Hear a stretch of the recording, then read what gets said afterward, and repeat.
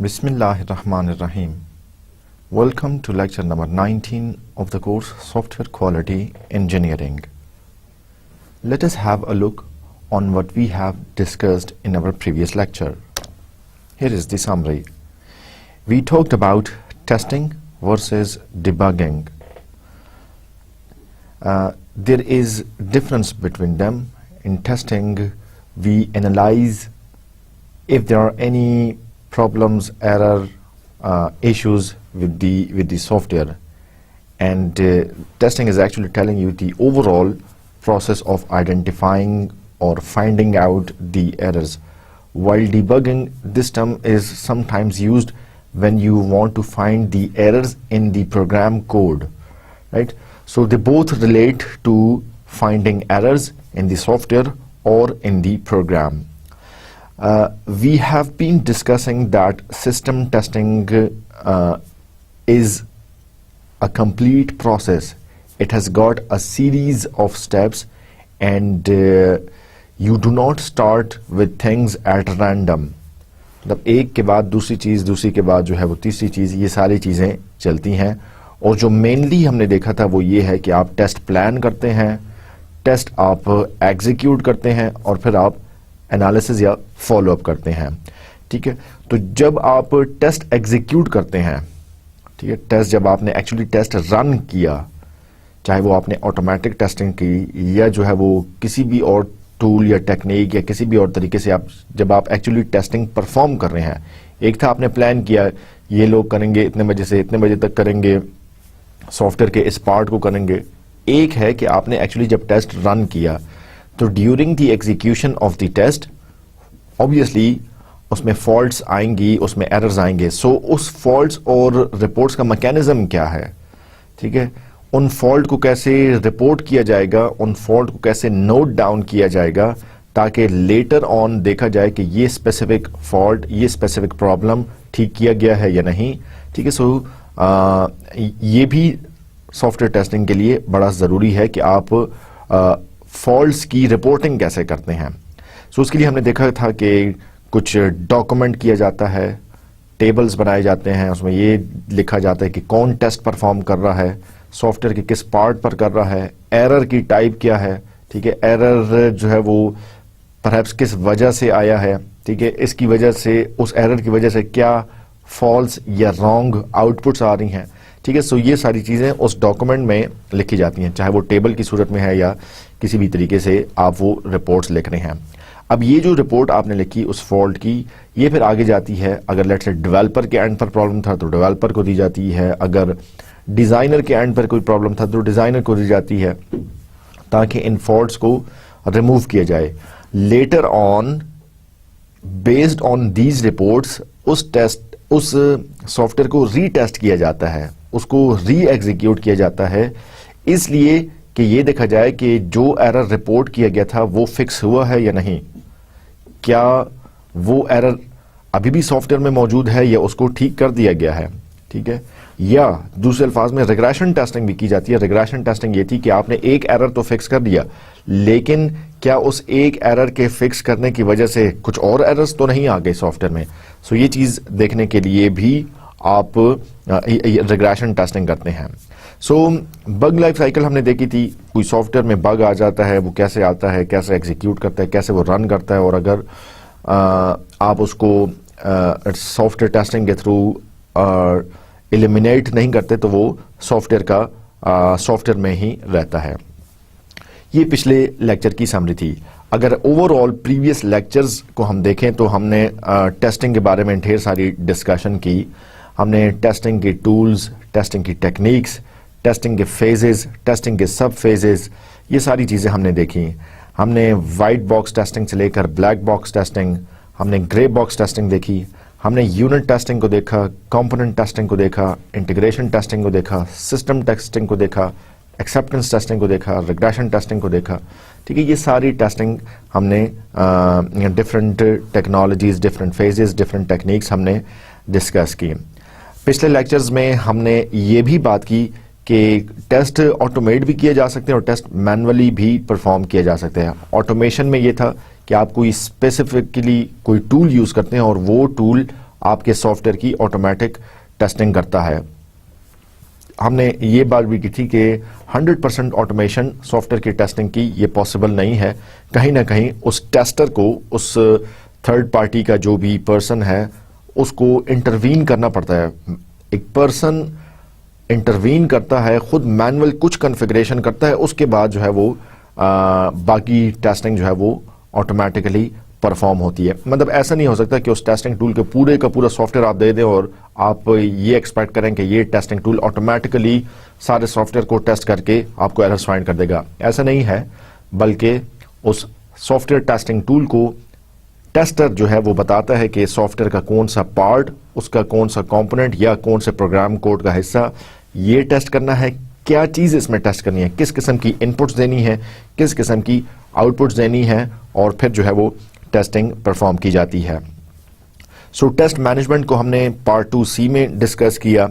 इसी तरह test automation को पार्ट 2D में डिस्कस किया गया, और लास्टली टेस्ट इंटीग्रेशन को भी हमने अपने पार्ट 2E में डिस्कस किया।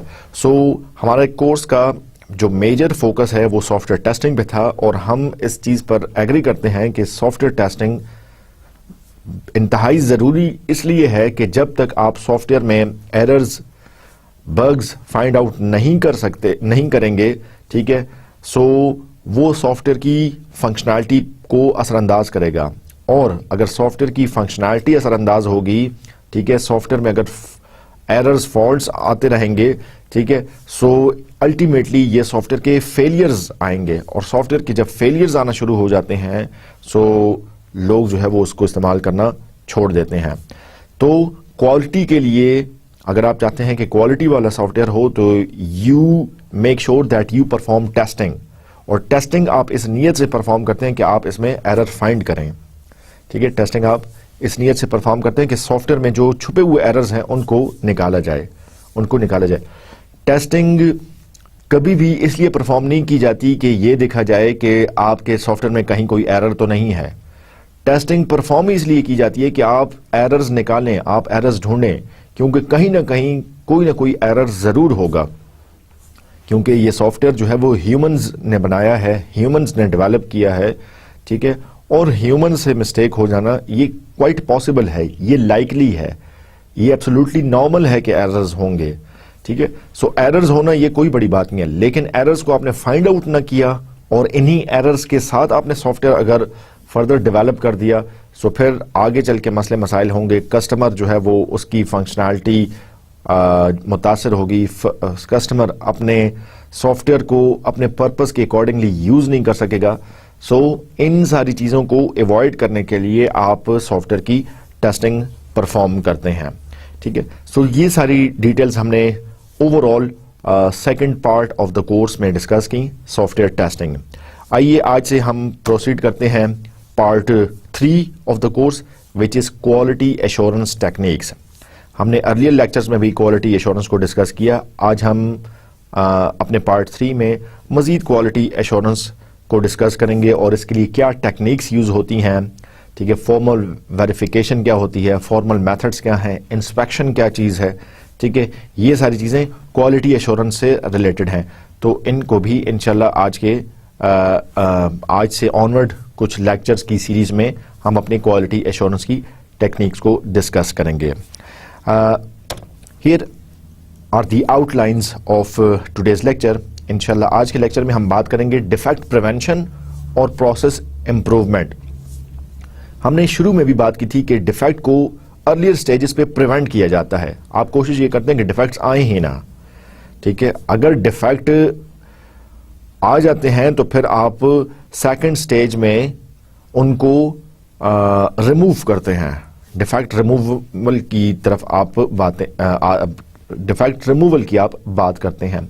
और थर्ड फेज में जब आप सॉफ्टवेयर को काफ़ी हद तक कंप्लीट कर चुके होते हैं और उन डिफेक्ट को प्रिवेंट या रिमूव नहीं किया जा सकता, फिर आप डिफेक्ट की कंटेनमेंट करते हैं, ठीक है, डिफेक्ट को कंट्रोल करते हैं।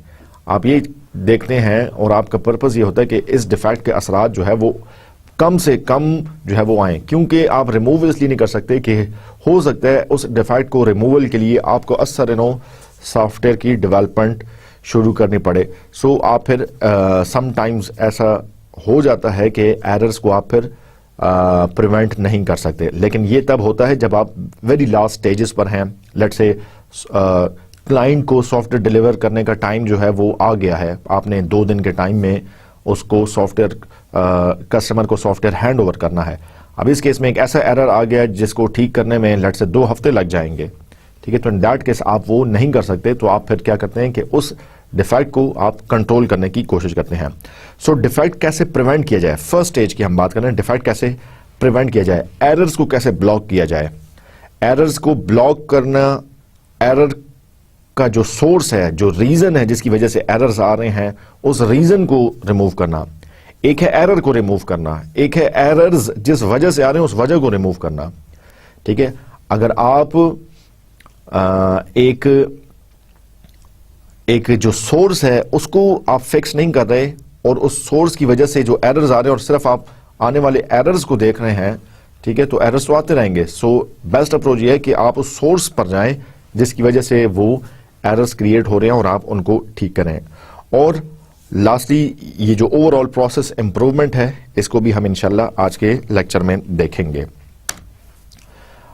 आज के लेक्चर के ऑब्जेक्टिव्स में से ये शामिल है कि आप डिफेक्ट प्रिवेंशन क्या होती है और प्रोसेस इंप्रूवमेंट क्या होती है, इसको समझें। इसके इन दोनों चीज़ों के दरमियान डिफरेंस को आइडेंटिफाई करना, ये आज के लेक्चर के ऑब्जेक्टिव्स में से शामिल है। और डिफेक्ट्स की ब्लॉकिंग से क्या मुराद है या एरर की ब्लॉकिंग से क्या मुराद है और एरर्स के सोर्स रिमूवल से क्या मुराद है, ठीक है, इसका डिफरेंस भी जानना आज के लेक्चर के ऑब्जेक्टिव्स में से शामिल है। So let us proceed towards the actual contents of today's lecture. Quality assurance alternatives. हमने अर्ली लेक्चर्स में भी क्वालिटी एश्योरेंस की बात की थी। आज क्वालिटी एश्योरेंस के अल्टरनेटिव्स क्या हैं, मजीद किन तरीकों से क्वालिटी एश्योरेंस इनकॉर्पोरेट की जा सकती है, इसको आज हम देखते हैं। याद रखिए कि डिफेक्ट और क्वालिटी एश्योरेंस का आपस में बहुत ज़्यादा ताल्लुक है, क्योंकि अगर जितने ज़्यादा डिफेक्ट्स होंगे क्वालिटी उतनी डिग्रेड होती जाएगी और जितने डिफेक्ट्स कम होंगे क्वालिटी ऑटोमेटिकली उतनी इम्प्रूव हो जाएगी। डिफेक्ट किसे कहते हैं, हम जानते हैं कि कोई एरर है, कोई फॉल्ट है, कोई फेलियर है, कोई बग है, कोई भी ऐसा इशू है जो कि सॉफ्टवेयर की परफॉर्मेंस को मुतासर कर सकता है, जो कि उसके एक्सपेक्टेड बिहेवियर से, सॉफ्टवेयर के एक्सपेक्टेड बिहेवियर से डेविएट कर सकता है। सॉफ्टवेयर को एक्चुअली परफॉर्म करने से जो चीज़ भी रोक सकती है उसको हम कहते हैं error, fault, failure, issue, problem, bug, ये सारी चीज़ें हम इसको कहते हैं। सो हमारा पर्पस क्या है, अगेन जैसे हमने बात की थी, 3 काम करना उस डिफेक्ट के साथ। पहले कोशिश करें कि डिफेक्ट प्रिवेंट हो, डिफेक्ट ओरिजिनेट ही ना हो, डिफेक्ट को रोका जाए। और अगर डिफेक्ट आ गए हैं, अगर डिफेक्ट किसी भी तरीके से आ गए हैं तो उन डिफेक्ट्स को आइडेंटिफाई करके रिमूव किया जाए। सो रिमूवल दूसरी चीज हो गई। और तीसरा है, आप एक ऐसे स्टेज में आ जाते हैं जिसकी मैंने अभी थोड़ी देर पहले भी बात की कि जब एरर्स को रिमूव करना पॉसिबल नहीं रहता, in that case you go for error containment, error को कंट्रोल करना, एरर को लिमिट करना, ठीक है। सो ये 3 चीजें जो है वो डिफेक्ट के साथ रिलेटेड हैं। So first of all you try to prevent errors. If errors are somehow there, then you actually remove the errors. You first identify them and then you remove the errors. And if you are in the case where you cannot actually remove the errors in the software because of the time, because of the budget, because of any other limitation, then you aim for controlling or limiting the effects of error. So these particular activities, they map to major quality assurance activities. अगर आपने prevention, removal और containment कर ली, so actually यही quality assurance की activities में से शामिल होता है। आज के लेक्चर में defect prevention, इसको हम actually discuss करेंगे। defect prevention होती क्या है और errors को block कैसे किया जाता है और errors को remove किया जाता है। सो डिफेक्ट रिमूवल के लिए हम क्या करते हैं, इंस्पेक्शन करते हैं या टेस्टिंग करते हैं, ठीक है। सो डिफेक्ट रिमूवल के लिए इंस्पेक्शन किया जाता है और डिफेक्ट कंटेनमेंट के लिए, ठीक है, डिफेक्ट कंटेनमेंट के लिए fault tolerance and failure containment की जाती है, जिसको हम सेफ्टी एश्योरेंस कहते हैं। सो डिफेक्ट से रिलेटेड मैंने 3 चीजें हैं, प्रिवेंशन, रिमूवल, कंटेनमेंट। प्रिवेंशन आप करते हैं एरर सोर्स रिमूवर से और एरर ब्लॉकिंग से, रिमूवल आप करते हैं इंस्पेक्शन से और टेस्टिंग से, और कंटेनमेंट आप करते हैं फॉल्ट टॉलरेंस और फेलियर कंटेनमेंट से, ठीक है। सो ये तीनों चीजें कैसे की जाती हैं, प्रिवेंशन कैसे की जाती है, रिमूवल कैसे किया जाता है, कंटेनमेंट कैसे की जाती है, ठीक है, ये डिस्कशन हमारी जारी रहेगी आज के लेक्चर में भी और हमारे आइंदा आने वाले लेक्चर्स में भी।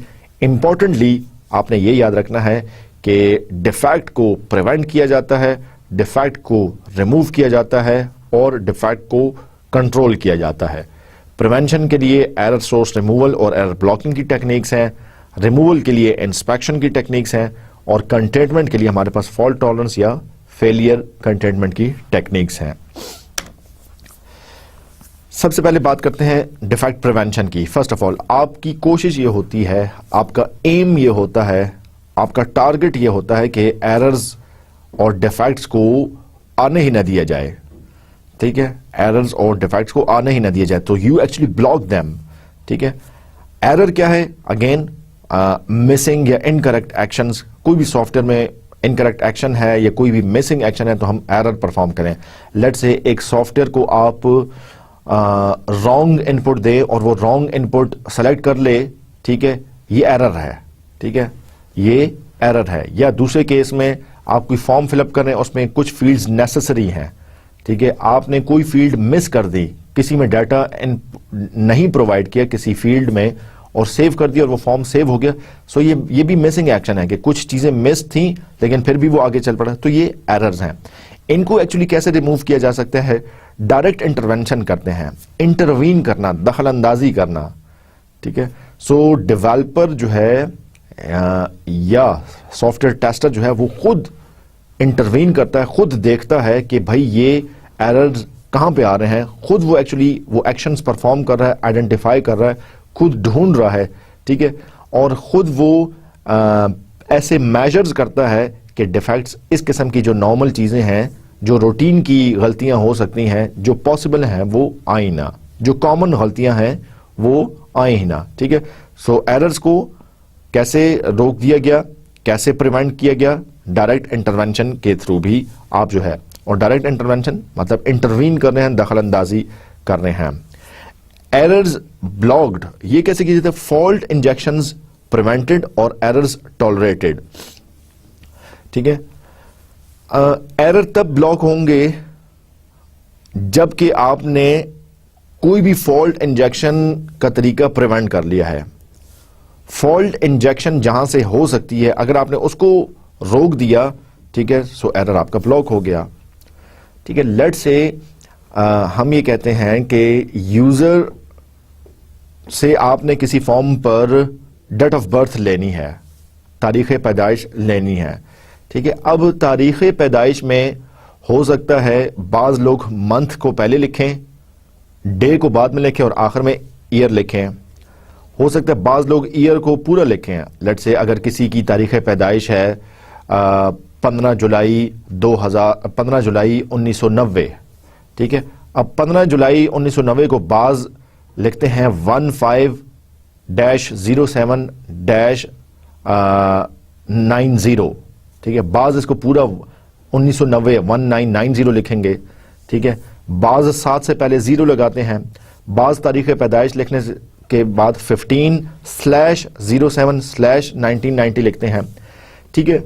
सो अब अगर आप यूजर से इनपुट ले रहे हैं, ठीक है, तो यूजर तो मुख्तलिफ तरीकों से इनपुट देगा। हो सकता है वो मंथ पहले दे दे, 15 जुलाई के बजाय वो 07 और उसके बाद 15 कर ले, ठीक है, या 1990 लिखने के बजाय वो सिर्फ 90 लिख ले।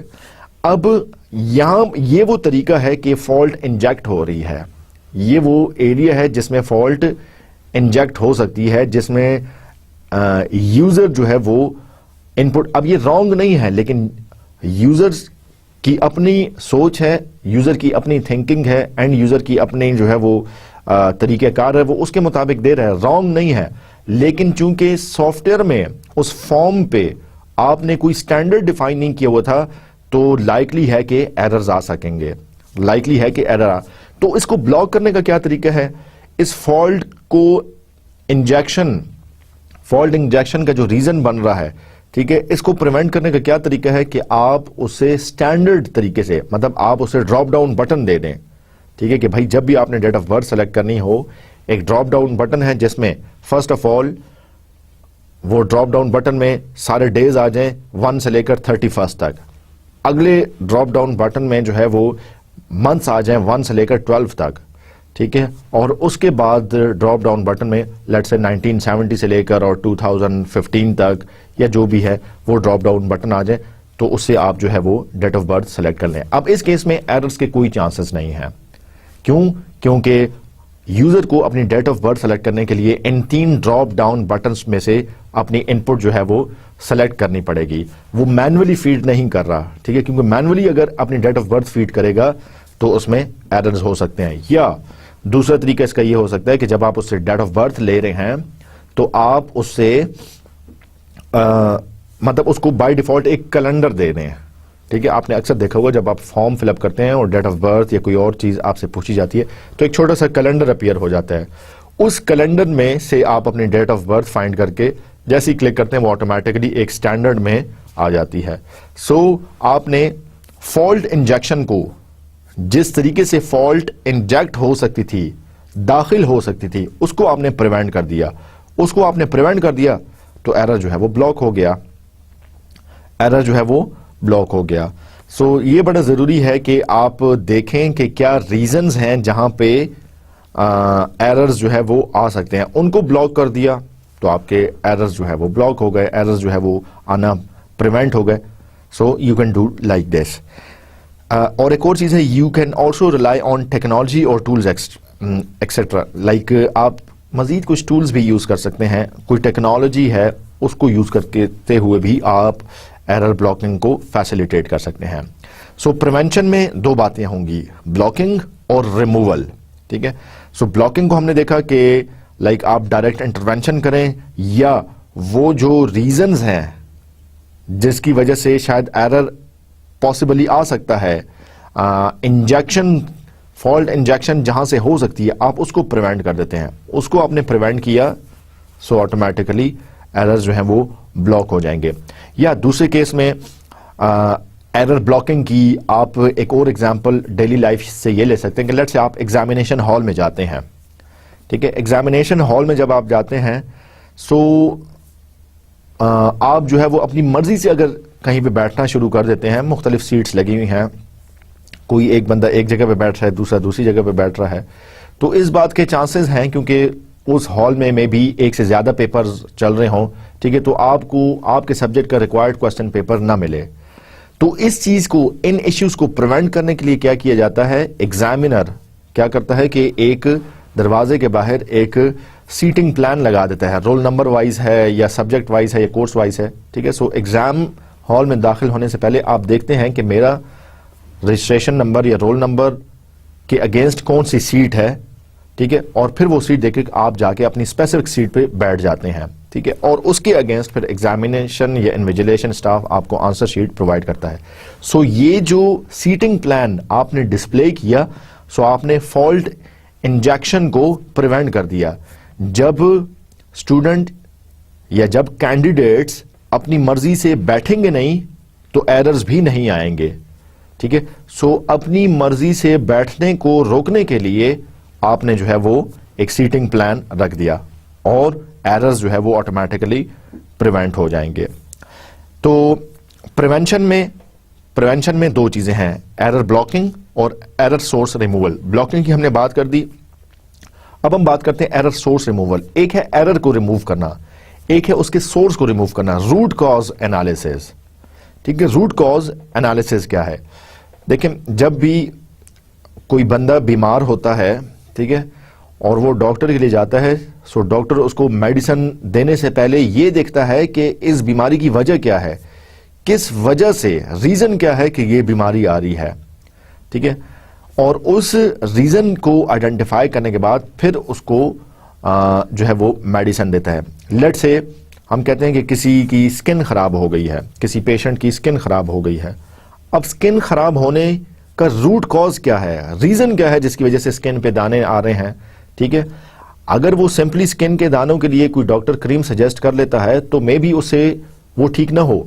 रूट कॉज एनालिसिस वो जानता है, मे भी स्किन इसलिए खराब हो रही है कि ये जो पेशेंट है ये शुगर का मरीज बन गया है इसलिए, या ये बहुत ज्यादा मीठी चीजें खा रहा है इसलिए, या इसको कोई एलर्जी हो गई है इसलिए। सो वो रूट कॉज जानता है। रूट कॉज जानने के बाद जो है वो मेडिसिन प्रिस्क्राइब करता है और उसके बाद मेडिसिन ली जाती है। वरना अगर रूट कॉज को आप ना देखें और इसी तरह जो है वो आप ठीक करते रहें तो कभी भी ठीक नहीं होगी। जिसकी दूसरी एग्जांपल ये हो सकती है कि फॉर एग्जांपल आप के घर का छत है या कोई और जगह है, वहां से पानी टपक रहा है, ठीक है। सो छत को या उस दीवार को अगर आप बाहर से फिक्स कर लेते हैं, ठीक है, तो वो टाइम बीइंग तो वो पानी जो है वो छुप जाएगा, लेकिन थोड़े दिनों बाद जो है वो फिर पानी टपकना शुरू हो जाएगा। सो उस दीवार से या उस छत से पानी क्यों टपक रहा है ये जानना जरूरी है। रूट कॉज क्या है, हो सकता है उस दीवार के पीछे कोई पानी का पाइप है वो फटा हुआ है, ठीक है। तो जब तक आप उस फटे हुए पानी के पाइप को फिक्स नहीं करेंगे, आपका जो ये इशू है ये कभी भी रिजॉल्व नहीं होगा। सो जब हम सोर्स रिमूवल की बात करते हैं, सॉफ्टवेयर के सोर्स रिमूवल में भी बिल्कुल इसी तरह है। आप रीजन देखें, वो सोर्स देखें, वो ओरिजिन देखें जिसकी वजह से एरर्स आ रहे हैं, जिसकी वजह से एरर्स आ रहे हैं। उस रूट कॉज को आप रोक लेंगे, मतलब कहते हैं बीमारी को जड़ से उखाड़ देना, तो वो जड़ आप देखें, जड़ आप देखेंगे तो तभी जो है वो चीजें फिक्स होंगी। जिसकी एक दूसरी एग्जांपल बड़ी आसान तरीके से ये हो सकती है और आप इसको बड़ा अच्छे तरीके से समझ जाएंगे। जैसे कि खुदरो झाड़ियां हैं, ठीक है, खुदरो पौधे जो खुद ब खुद उगाते हैं, ठीक है। अगर आप उनको ऊपर से काट देते हैं, ठीक है, थोड़ी देर बाद, कुछ दिनों बाद वो पौधे खुदरो झाड़ियां फिर उगाएंगी, फिर आप ऊपर से काटेंगे, कुछ दिनों बाद फिर वो उगाएंगी। तो जब तक आप उन खुदरो झाड़ियों को जड़ से नहीं उखाड़ लेते, वो खुद ब खुद उभरती आएंगी और आपके बार बार काटने के बावजूद जो है वो हर कुछ दिनों बाद फिर से निकल आएंगी। सो इस केस में क्या जरूरी है कि आप उसको जड़ से उखाड़ दें।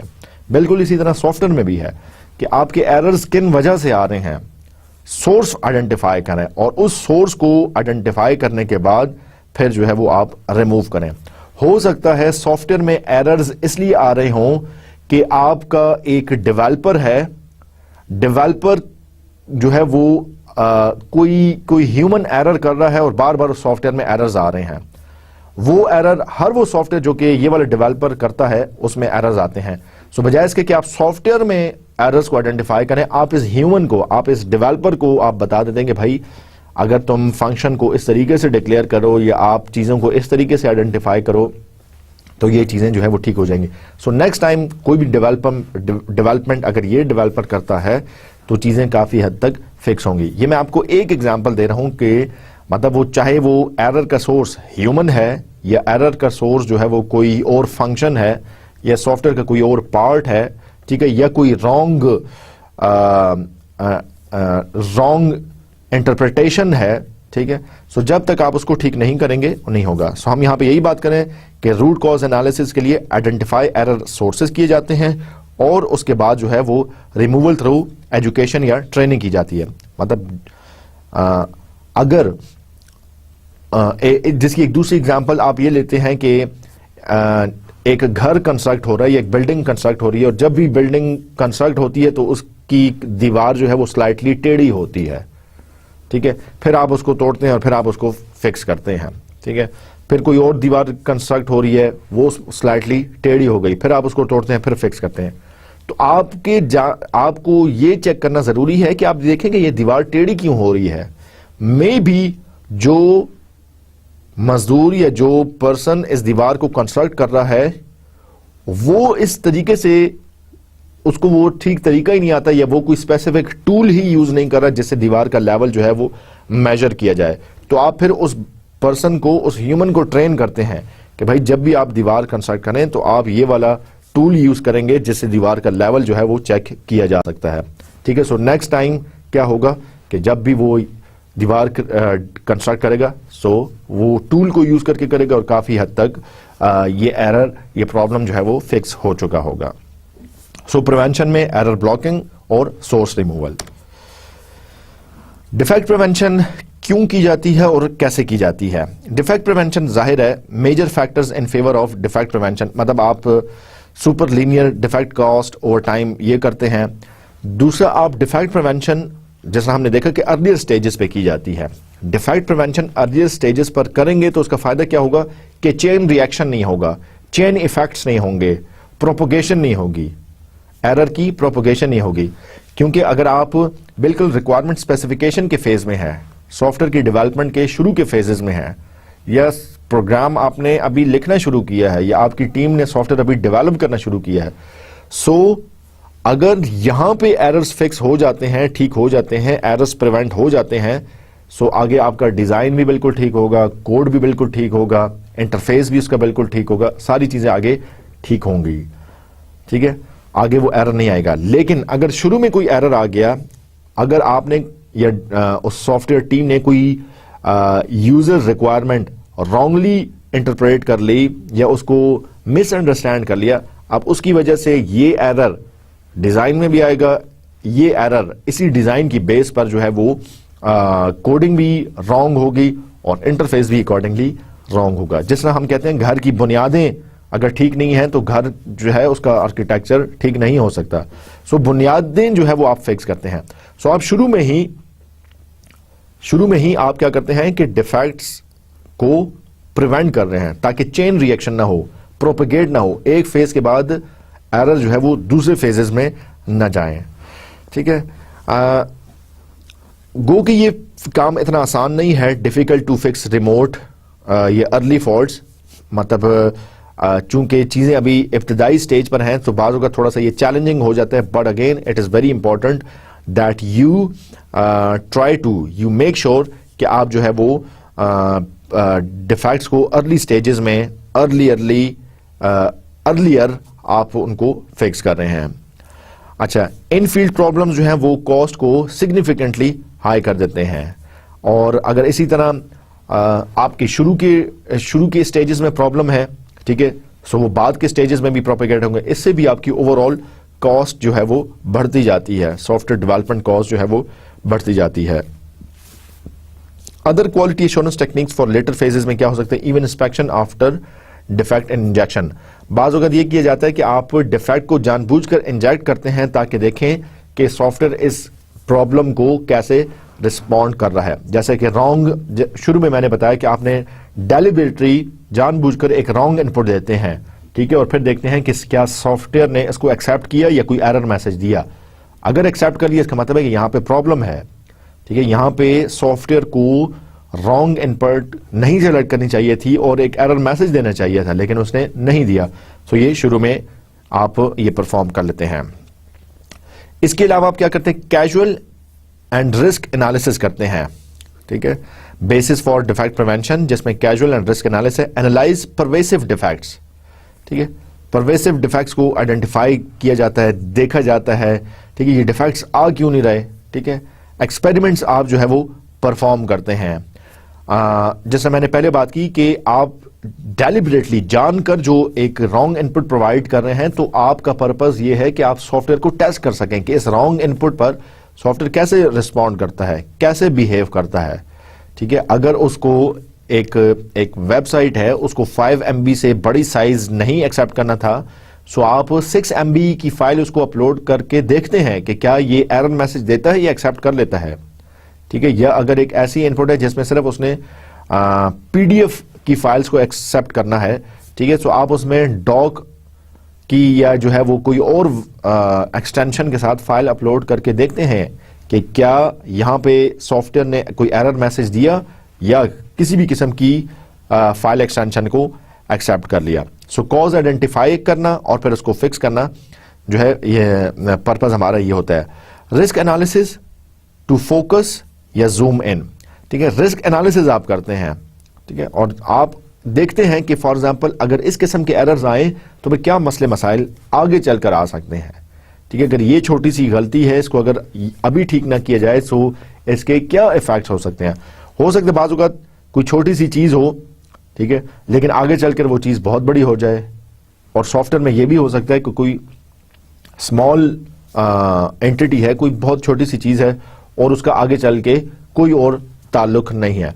जिसकी एक एग्जांपल फॉर एग्जांपल ये हो सकती है कि अगर कहीं इंटरफेस में किसी टेक्स्ट में कोई स्पेलिंग एरर है, ठीक है, अभी इस स्पेलिंग एरर का ताल्लुक बाकी सॉफ्टवेयर में एरर्स से नहीं है, ठीक है, फिक्स इसको भी करना चाहिए। लेकिन मैं ये कह रहा हूं कि रिस्क एनालिसिस टू फोकस या जूम इन आप ये करते हैं कि देखते हैं कि इस पर्टिकुलर एरर के क्या नुकसानात जो है वो आगे चलकर हो सकते हैं।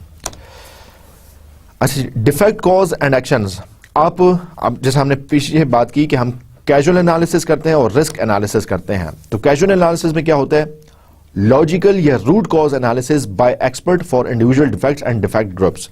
ठीक है, आप किसी एक्सपर्ट को हायर करते हैं, किसी थर्ड पार्टी पर्सन को आप बुलाते हैं, वो अपनी फील्ड का एक्सपर्ट होता है और आप उससे किसी इंडिविजुअल डिफेक्ट है या कोई ग्रुप ऑफ डिफेक्ट्स है उसका आप एनालिसिस करवाते हैं।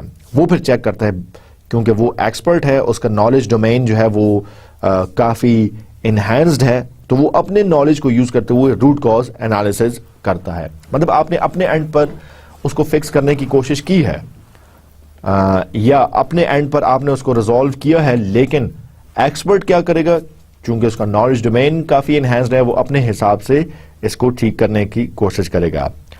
इसके बाद जो है वो statistical risk analysis for large data sets with multiple attributes. Statistical usage based testing भी हमने की थी, जिसमें हम क्या कह रहे थे, हम रिलायबिलिटी चेक कर रहे थे, हम उसका success rate in terms of numbers या न्यूमेरिक वैल्यूज चेक कर रहे थे। सो यहां पे भी स्टैटिस्टिक एनालिसिस किया जाता है। ठीक है, स्टैटिस्टिक एनालिसिस क्या है कि लाइक आप वैल्यूज में बताएं कि हाँ जी ये कितने % ठीक है, यस 100 दफा में से कितनी दफा ये जो है वो ठीक इनपुट लेता है और कितनी दफा जो है वो ये रॉन्ग इनपुट लेता है या ठीक आउटपुट देता है या रॉन्ग आउटपुट देता है।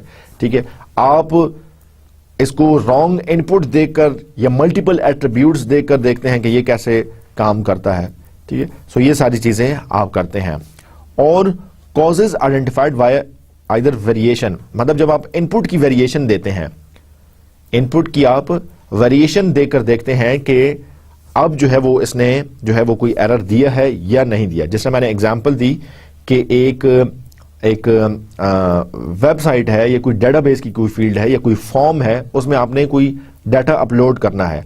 अब लिखा हुआ ये है, सॉफ्टवेयर को ये चाहिए कि वो सिर्फ पीडीएफ की फाइल जो है वो एक्सेप्ट करे। अगर अब आप वेरिएशन करके देखते हैं, आप पीडीएफ के बजाय पावर पॉइंट की कोई फाइल अपलोड की, MP3 की कोई फाइल अपलोड की, या जो है वो डॉक की कोई फाइल अपलोड की, या कोई भी और एक्सटेंशन के साथ आप फाइल अपलोड करने की कोशिश करते हैं, वेरिएशन करते हुए आप देखते हैं कि क्या यहां पे रूट कॉज आइडेंटिफाई हुई है, कॉज जो है वो या दीज एरर जो है वो आइडेंटिफाई हुआ है या नहीं हुआ।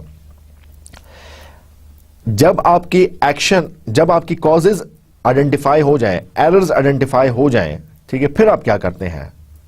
ठीक है, एक तो ये है कि आप ढूंढते हैं कि मसला कहां पे है। एक ये कि जब मसला पता चल गया तो मसला पता चलने के बाद क्या एक्शन करते हैं। So remedial actions for current product, software का कोई भी पार्ट था, कोई प्रोडक्ट थी, उसमें आपने कोई डिफेक्ट फाइंड आउट कर लिया। अब रेमेडियल एक्शन क्या है, इसका कैसे इसको फिक्स किया जाएगा। हो सकता है उसका रेमेडियल एक्शन बहुत सिंपल हो, जैसे कि अगर कोई स्पेलिंग मिस्टेक है तो स्पेलिंग मिस्टेक जो है वो आपने ठीक कर दी, या अगर लेट्स से सॉफ्टवेयर में कन्वेंशन ये चल रही है कि दरमियान में सेव का बटन होगा, राइट साइड पे फॉरवर्ड का बटन होगा और लेफ्ट साइड पे बैक का बटन होगा। ठीक है, ये पूरे के पूरे सॉफ्टवेयर में ऐसा ही चलेगा। लेट्स से किसी एक फॉर्म पर, किसी एक लिंक पर सेव का बटन जो है वो राइट पर आ गया और फॉरवर्ड और बैक का बटन जो है वो लेफ्ट पर आ गए हैं। ठीक है, अब ये भी छोटा सा एरर है, इसको भी आप फिक्स कर सकते हैं, लेकिन बाज एरर जो है वो ज्यादा कॉम्प्लिकेटेड हो सकते हैं। ठीक है, लेट्स से उसके लिए पूरा का पूरा फंक्शन हो सकता है दोबारा लिखना पड़े, एल्गोरिदम हो सकता है दोबारा डिजाइन करना पड़े।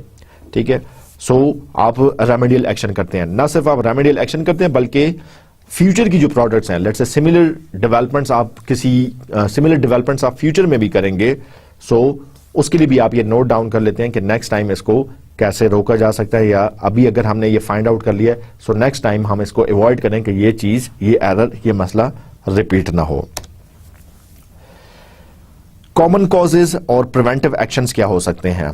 ठीक है, सबसे पहले तो हमने शुरू में बात की कि आप एरर्स को जो हमने यहां पे शुरू में बात की बिल्कुल इस पर्टिकुलर स्लाइड में, और वो ये था कि एरर सोर्स रिमूवल, बिल्कुल लास्ट लाइन हमने लिखी हुई है, removal through education and training. ठीक है, सो सोर्स रिमूवल थ्रू एजुकेशन या ट्रेनिंग, यहां पे भी हम यही बात कर रहे हैं कि आप ह्यूमन मिसकंसेप्शंस, क्योंकि मतलब मैंने पहले भी बात की कि आपके एरर्स इस वजह से आ रहे हैं कि ह्यूमंस डेवलप कर रहे हैं, वो सॉफ्टवेयर ह्यूमंस डेवलप कर रहे हैं। ठीक है, तो ह्यूमंस को अगर आप ट्रेन कर लेते हैं, ह्यूमंस को अगर आप एजुकेट कर लेते हैं, ठीक है, तो इसका मतलब है कि वो एरर्स नहीं आएंगे। एरर्स का सोर्स ह्यूमंस है, ह्यूमंस को आपने ट्रेन कर लिया, एजुकेट कर लिया, वो एरर्स नहीं आएंगे। ठीक है, सो यही बात है कि ह्यूमन की लेट से मिसकंसेप्शन है, डेवलपर है, उसकी कोई मिसकंसेप्शन है, उसकी कोई मिस इंटरप्रिटेशन है, ठीक है, वो उसको रॉन्गली एज्यूम कर रहा है, अगर आपने उसको, और उसकी वजह से आगे चलकर एरर्स आ रहे हैं, तो इस केस में इन एरर्स का सोर्स क्या हुआ? ये ह्यूमन हो गया। इस ह्यूमन को आप ट्रेन कर लें, एजुकेट कर लें, बता दें, आगे एरर्स जो है वो नहीं आएंगे और खुद ब खुद फिक्स हो जाएंगे। ठीक है, इस तरह प्रोडक्ट या डोमेन नॉलेज होना यह भी जरूरी है। डेवलपमेंट मेथोडोलॉजी क्या यूज की जा रही है, यह भी बड़ा जरूरी है। डेवलपमेंट प्रोसेस क्या है, यह भी बड़ा जरूरी है। Act to remove error sources, cause identification mostly through root cause analysis, मतलब अगेन आप रूट कॉज आइडेंटिफाई करते हैं, जड़, उस मसले की जड़ क्या है ये आप जो है वो आइडेंटिफाई करते हैं, और उस मसले की तह तक पहुंचने के बाद आप उसका कोई भी रेमेडियल एक्शन है वो प्लान करते हैं, वो आप प्रपोज करते हैं।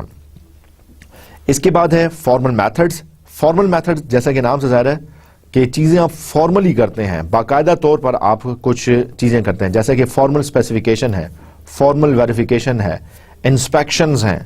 ठीक है, ये आप इसलिए कर रहे हैं टू एलिमिनेट इम्प्रिसिजन इन डिजाइन और इम्प्लीमेंटेशन। इम्प्रिसिजन मतलब कोई गलती है, कोई चीजें प्रिसाइज नहीं है, इम्प्रिसाइज हैं, गलत हैं, रॉन्ग हैं। ठीक है, सो उन गलतियों को एलिमिनेट करने के लिए आप फॉर्मल स्पेसिफिकेशन करते हैं। ये गलतियां डिजाइन में भी हो सकती हैं, ये गलतियां कोड में भी हो सकती हैं, इम्प्लीमेंटेशन के किसी भी पार्ट में ये गलतियां हो सकती हैं। सो फॉर्मल स्पेसिफिकेशन भी एक और रीजन है जो कि आपको एरर सोर्स रिमूवल में हेल्प करता है। ठीक है, और दूसरे अल्फाज में आप ये करते हैं कि आप फॉर्मली ऐसी टेक्निक या ऐसा तरीकाकार या ऐसे स्टेप्स यूज करते हैं that you formally verify fault absence. आपने सिर्फ सॉफ्टवेयर ग्लैंस करके ये नहीं देख लिया कि हाँ जी सारी चीजें ठीक है, सॉफ्टवेयर में कोई मसला नहीं है, बल्कि फॉर्मल मेथड यूज करते हुए, लेट्स से उसके लिए अगर आपको डॉक्यूमेंट भी देखना पड़ता है आप डॉक्यूमेंट भी देखते हैं, उसके लिए अगर प्रोग्राम के कोड में जाकर चीजों को एक्सप्लोर करना पड़ता है आप वो भी करते हैं, और उसके बाद फिर आप इंश्योर करते हैं कि क्या सॉफ्टवेयर में अब इन चीजों के बाद भी कोई एरर तो मौजूद नहीं है। सो आइए मजीद बात करते हैं कॉमन कॉजेज और प्रिवेंटिव एक्शंस पर।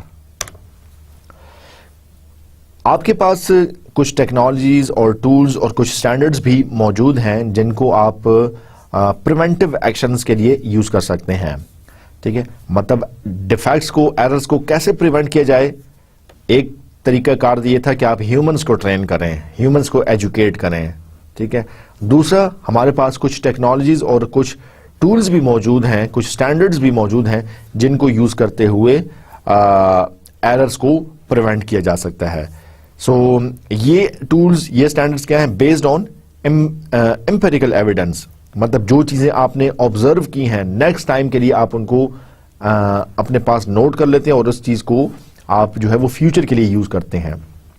लेट्स से एक कॉमन एरर, आपने सॉफ्टवेयर में कोई मसला था, ठीक है, और आफ्टर थॉरो टेस्टिंग और वेरिफिकेशन पता चला कि ये रीजन थी जिसकी वजह से ये एरर फलाने जगह में सॉफ्टवेयर में प्रोपोगेट हो रहा था, सॉफ्टवेयर में ये मसला आ रहा था। अब वो आपने आइडेंटिफाई कर लिया। नेक्स्ट टाइम अगर दोबारा आप सॉफ्टवेयर की डेवलपमेंट करते हैं तो आप यू जस्ट मेक श्योर कि ये चीज रिपीट ना हो।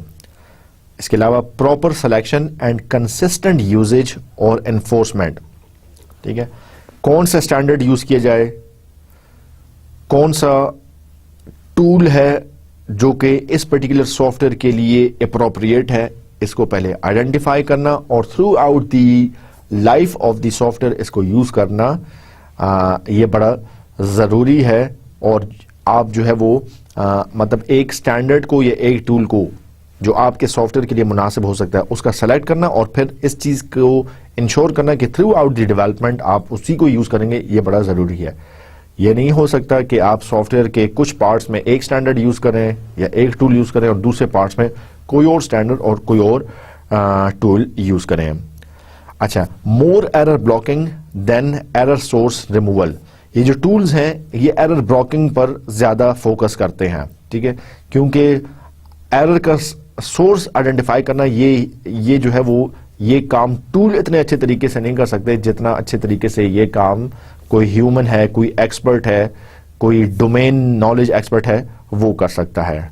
और कॉज आइडेंटिफिकेशन इसको स्टैटिस्टिकली देखा जाता है। लाइक आपने कॉज, कोई मसला था, कोई सॉफ्टवेयर में बग था, कोई प्रॉब्लम था, उसको आपने आइडेंटिफाई किया, आप उसका स्टैटिस्टिकली बताते हैं कि ये इसकी वजह से सॉफ्टवेयर की परफॉर्मेंस में कितने % तक फर्क आ सकता है या इसकी वजह से रिलायबिलिटी जो है वो कितनी लूज हो सकती है, कितनी ड्रॉप हो सकती है। सो ये चीजें भी कॉमन कॉजेज हैं या प्रिवेंटिव एक्शंस हैं जो कि आप यूज कर सकते हैं। सो पहली बात अगर हम बात कर रहे हैं कि डिफेक्ट प्रिवेंशन में हमने जो है वो अगेन डिफेक्ट प्रिवेंशन में हमने दो बातें की। एक हमने बात की कि एरर्स को आप प्रिवेंट करें, आने ही ना दें, एरर्स को आप जो है वो ब्लॉक करें, और दूसरे आप उसका सोर्स जो है वो आइडेंटिफाई करके उसको ब्लॉक करें, ठीक है, रूट कॉज एनालिसिस करें, ठीक है। सो प्रिवेंटिव एक्शंस में, ठीक है, आप ह्यूमंस को भी ट्रेन कर सकते हैं, ठीक है, और आप कुछ टूल्स भी यूज कर सकते हैं। अगर हम प्रोसेस इंप्रूवमेंट की बात करें, ठीक है, कि ओवरऑल जो ये सॉफ्टवेयर टेस्टिंग का, ये क्वालिटी एश्योरेंस का जो प्रोसेस है इसको कैसे बेहतर किया जा सकता है। So integration of many factors in processes, मतलब एक अच्छा सॉफ्टवेयर, एक क्वालिटी वाला सॉफ्टवेयर आप तभी अचीव कर सकते हैं जबकि आप इसमें ढेर सारी चीजें इंटीग्रेट करें।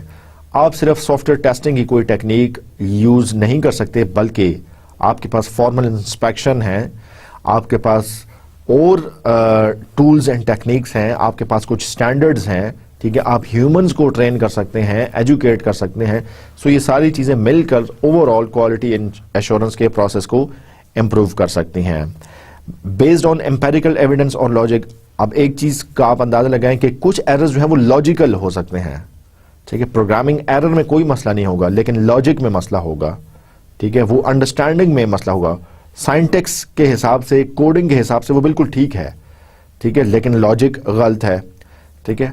लॉजिक गलत ये हो सकती है कि फॉर एग्जांपल, ठीक है, दो नंबर्स हैं, उनको आप ऐड कर रहे हैं और एक तीसरे इंटीजर में आप उनको सेव कर रहे हैं, ठीक है, तो दो नंबर्स के ऐड होने का फंक्शन परफॉर्म होगा तभी जो है वो तीसरा इंटीजर आपको वैल्यू शो करेगा, ठीक है।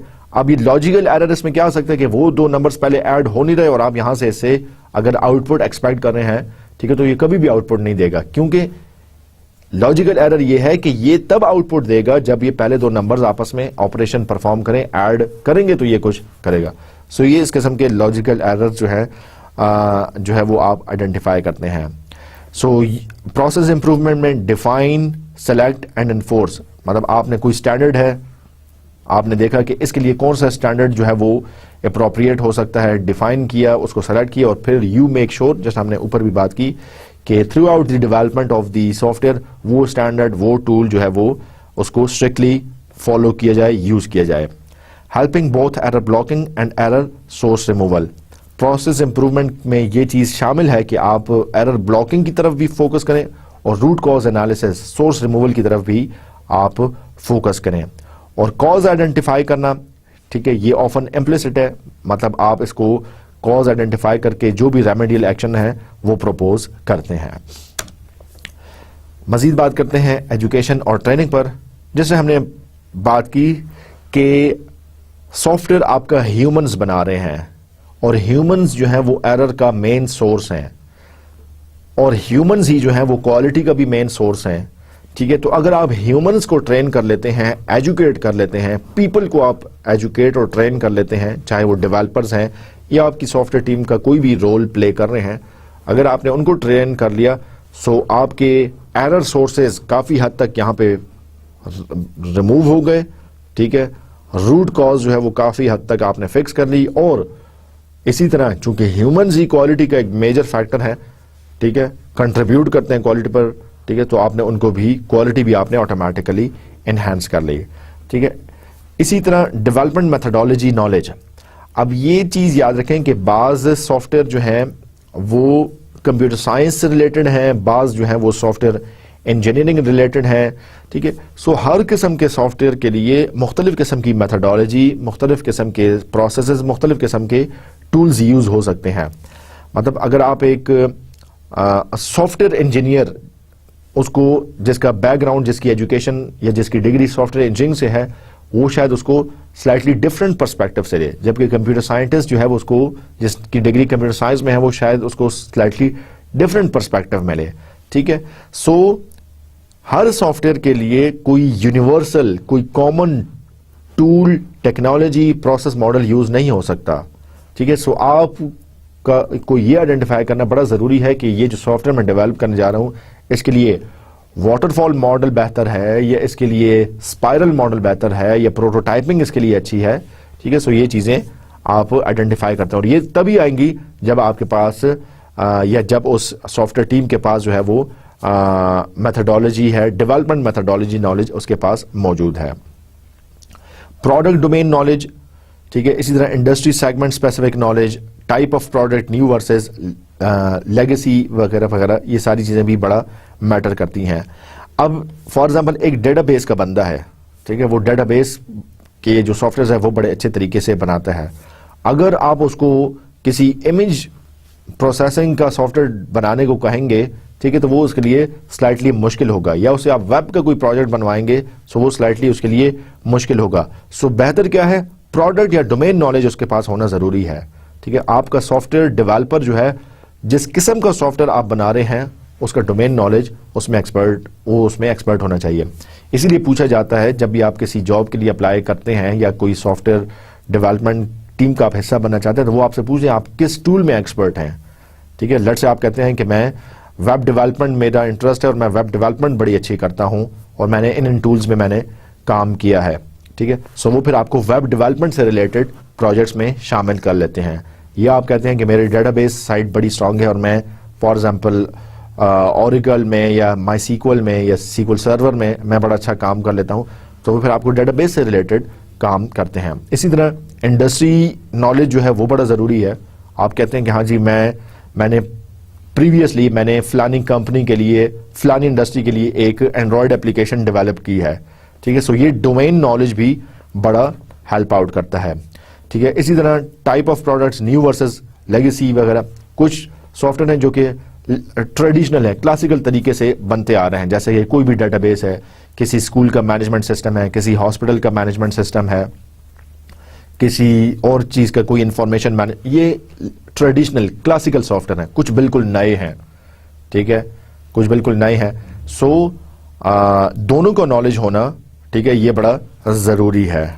ठीक है, ये चीज़ें आपको पता होंगी तो तब आप एक सॉफ्टवेयर को बड़े अच्छे तरीके से डेवलप कर सकेंगे, और जब आपका ये डोमेन नॉलेज अच्छा होगा तो फिर एरर्स के चांसेस भी कम से कम हो जाएंगे।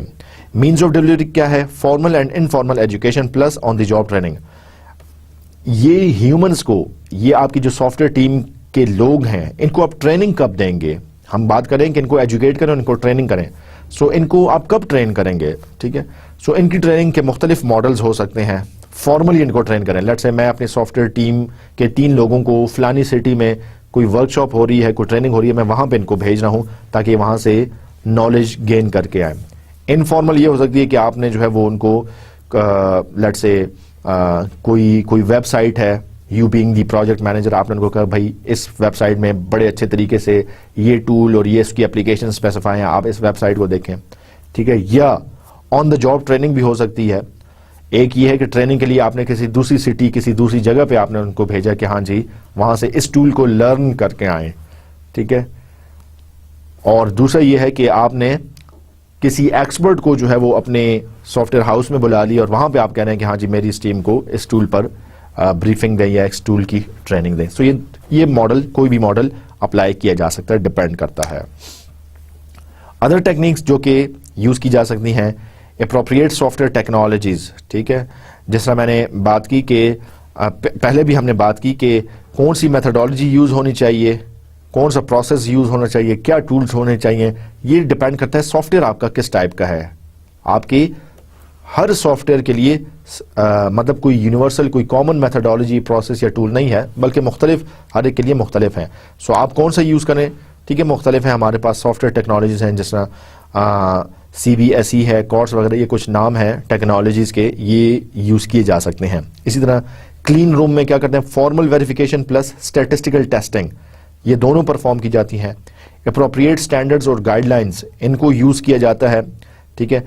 आप ये देखते हैं कि मिसअंडरस्टैंडिंग और मिसकम्युनिकेशन, ये जो है वो सॉफ्टवेयर की क्वालिटी को डिग्रेड करने में बड़ा हेल्प करती है। सॉफ्टवेयर में बड़े एरर्स आ सकते हैं इसकी वजह से, अगर कोई मिसअंडरस्टैंडिंग है या मिस कम्युनिकेशन है। सो एप्रोप्रिएट स्टैंडर्ड्स को फॉलो करना ये बड़ा जरूरी है।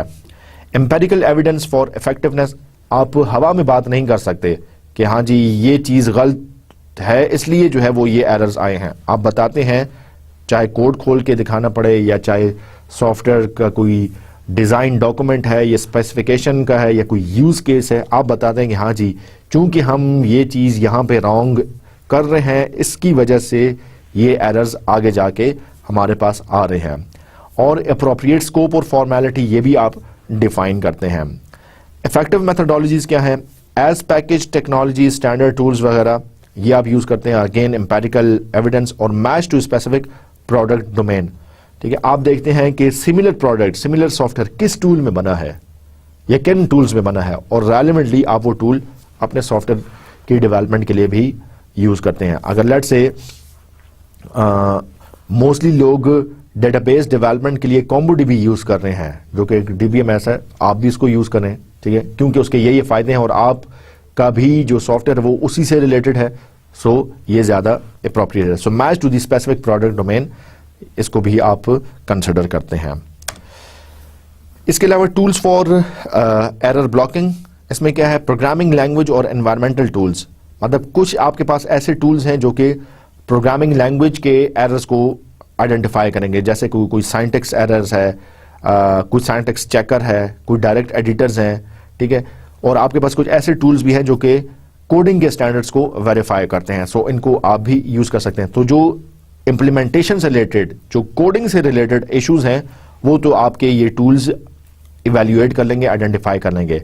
क्योंकि अगर लेट्स से आपका let's say 10,000 lines of code है या 5,000 लाइंस ऑफ कोड है, तो आप लाइन बाय लाइन जाकर उसकी टेस्टिंग नहीं कर सकते। इन दैट केस आप कोई टूल यूज करने, वो सारा का सारा उसमें साइंटेक्स एरर्स वगैरह ढूंढ लेगा। इसी तरह और टूल्स जो हो सकते हैं, उनके कुछ नाम लिखे हुए हैं, जैसे कि CMVC है, CVS है, कुछ डिजाइन ऑटोमेशन टूल्स हैं, ठीक है, जैसे कि रेशनल रोज है।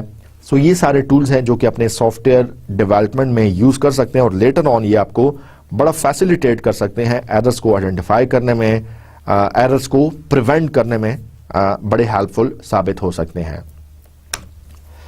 प्रोसेस इंप्रूवमेंट की हमने पहले भी बात की। प्रोसेस इंप्रूवमेंट में जो मेन चीजें हैं वो ये है, integration of individual pieces for defect prevention.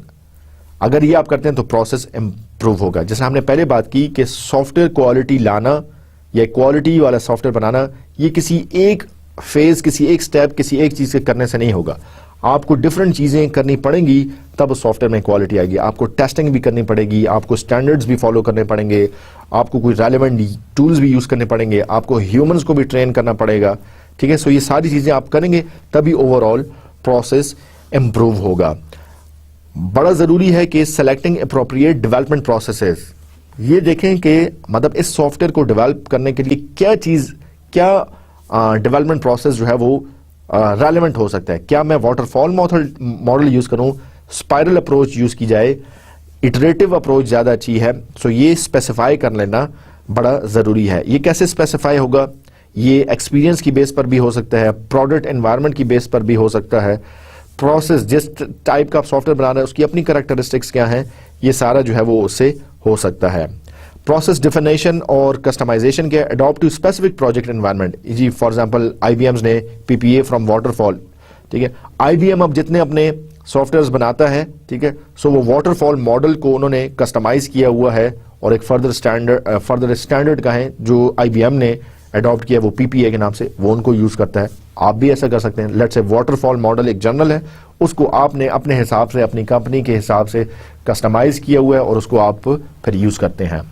Process information, जैसे हमने कहा कि कुछ स्टैंडर्ड्स को आप यूज कर सकते हैं। सो ISO 9000 का स्टैंडर्ड क्या कहता है? से व्हाट यू डू, ठीक है, जो आप काम कर रहे हैं वो बताएं कि आपने ये काम इस तरीके से किया। ये एक्सप्लिसिटली सबको पता है, सब लोग इस चीज पर कन्विंस है कि कैसे काम किया जा रहा है। डू व्हाट यू से, जिसका मतलब ये है कि अगर आपने एग्री किया है कि हम ये टूल और ये स्टैंडर्ड यूज करेंगे और चीजों को इस तरीके से करेंगे, फिर आपको ऐसा ही करना चाहिए। और लास्टली शो मी, फिर आप वेरीफाई करते हैं कि हमने कहा था कि हम ये टूल यूज करेंगे, ठीक है, फिर हमने एक्चुअली उस टूल को यूज किया। अब आप दिखाते हैं कि वाकई ये टूल यूज हुआ है या ये स्टैंडर्ड फॉलो हुआ है, और उसके बाद जो भी रेलेवेंट आउटपुट है या सॉफ्टवेयर जो है वो उस तरीके से डेवलप हो रहा है या रिक्वायर्ड रिजल्ट्स अचीव हो रहे हैं। प्रोसेस मैच्योरिटी फॉर इम्प्रूवमेंट, इसमें क्या है? Focus on defect prevention. मतलब मैच्योरिटी लेवल आपको तब हासिल होता है जबकि आप ये सारे स्टेप्स अचीव हो जाते हैं, जैसे कि आप कॉम्पिटेंट पीपल को आप लाएं, ठीक है, अगर रिपीटेबल प्रोजेक्ट है, ठीक है, कोई एक प्रोजेक्ट आपने डेवलप किया और सिमिलर प्रोजेक्ट आप दोबारा डेवलप कर रहे हैं, ठीक है, आपने ऑर्गेनाइजेशनल सपोर्ट है, ये सारी चीज़ें आपने डिफाइन की हुई हैं, चीज़ों को आप मैनेज कर रहे हैं, ऑप्टिमाइज कर रहे हैं, ठीक है। सो ये ओवरऑल प्रोसेस मैच्योरिटी में ये भी हेल्प करता है। अदर सॉफ्टवेयर मैच्योरिटी वर्क क्या हो सकता है? आप software process improvement and capability determination, spice, इसको आप यूज करते हैं, जो कि एक इंटरनेशनल एफर्ट है जो कि बेस कर रही है असेसमेंट पर, ट्रायल पर और टेक्निकल ट्रांसफर पर। मतलब ये चीजें मिलकर ओवरऑल सॉफ्टवेयर की मैच्योरिटी में हेल्प आउट कर रही हैं। लास्टली हमारे पास है quality, process quality improvement. Quality process को इंप्रूव कैसे किया जाए, उसमें चंद चीजें हैं। एक हमने शुरू में भी डिस्कस किया था, quality improvement paradigm. Base line क्या आपकी, क्या आपने पैरामीटर सेट किए हुए हैं जिसकी बेस पर जो है वो आप अपने सॉफ्टवेयर को बना रहे हैं। चेंजेस को आप कैसे इनकॉर्पोरेट करेंगे, ये भी जानना, ये भी इसकी भी नो हाउ होना बड़ी जरूरी है। GQM, गोल्स क्या हैं, क्वेश्चंस उसके अगेंस्ट कैसे करेंगे, और मैट्रिक्स क्या है उन आंसर्स की। GQM पैराडिम भी हमारे पास। तो गोल ड्रिवन एक्टिविटीज, मैं क्वेश्चनियर्स, इंटरव्यूज मैं इसलिए कर रहा हूं क्योंकि मुझे रिक्वायरमेंट स्पेसिफाई करनी है, ठीक है, या मैं यूज केस डायग्राम्स इसलिए बना रहा हूं क्योंकि इससे मुझे सॉफ्टवेयर के एक्टर्स का पता चल जाएगा। सो गोल ड्रिवन एक्टिविटीज है। क्वेश्चन रिलेटेड टू गोल्स, अब रिक्वायरमेंट, सॉफ्टवेयर की ये रिक्वायरमेंट स्पेसिफाई करने के लिए मुझे लेट्स से कस्टमर से या क्लाइंट से क्वेश्चंस करने पड़ेंगे। सो ये क्वेश्चंस मैं कैसे करूंगा, ठीक है, और फिर मैट्रिक्स टू आंसर क्वेश्चंस, मुझे कैसे पता चलेगा कि इस क्वेश्चन के अगेंस्ट मुझे सही आंसर मिला है या नहीं मिला। और इसी तरह एक्सपीरियंस फैक्ट्री, ठीक है, जिसमें यह है कि आप लाइक सेपरेशन ऑफ कंसर्न्स है, separate from product organisation, background experience के साथ और फीडबैक के साथ और इंप्रूवमेंट लूप आप उसमें रखते हैं। सो ये ओवरऑल ये चीजें भी प्रोसेस इंप्रूवमेंट में हेल्प आउट करती हैं। सो QIP, GQM और EF, ये तीनों चीजें मिलकर ओवरऑल प्रोसेस इंप्रूवमेंट में हेल्प करती हैं। ओके जी, हम कंक्लूजन की तरफ बढ़ते हैं। कंक्लूजन में की एडवांटेजेस जो हमने देखे हैं डिफेक्ट प्रिवेंशन के, वो ये है सिग्निफिकेंट सेविंग्स इफ एप्लीकेबल। अगर आप एक्चुअली डिफेक्ट प्रिवेंशन कर लेते हैं तो बाद में चल के जो डाउनस्ट्रीम प्रॉब्लम्स हो सकते हैं उनको आप रोक सकते हैं। Direct affect important people factor, अगर लोग जो है वो क्वालिटी में बड़ा कंट्रीब्यूट कर रहे हैं और लोग एरर्स में भी अगर बड़ा कंट्रीब्यूट कर रहे हैं, सो लोगों को ट्रेन करना ये बड़ा ज़रूरी है। प्रॉमिसिंग टूल्स और मेथडोलॉजीज, आपके पास कुछ स्टैंडर्ड्स हैं, उनको यूज़ करें और उनको यूज़ करने के बाद आप अपने सॉफ्टवेयर की डेवलपमेंट जो है वो उसको इम्प्रूव कर सकते हैं।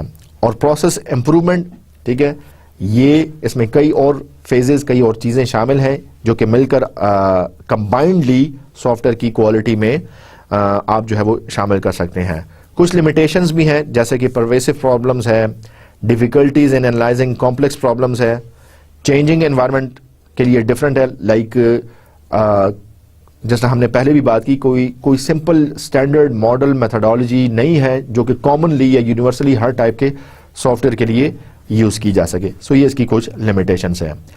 आइए आज के लेक्चर की समरी की तरफ चलते हैं। आज के लेक्चर में हमने मेनली 3 बातें की हैं। हमने मेनली डिस्कस किया कि क्वालिटी से रिलेटेड अदर जो क्वालिटी एश्योरेंस अल्टरनेटिव्स हैं उसमें डिफेक्ट प्रिवेंशन, डिफेक्ट रिमूवल और डिफेक्ट कंटेनमेंट है। प्रिवेंशन से रिलेटेड हमने एरर ब्लॉकिंग और एरर सोर्स रिमूवल के बारे में बात की और ओवरऑल प्रोसेस इंप्रूवमेंट कैसे की जा सकती है, इन सारी चीज़ों को आज के लेक्चर में हमने देखा।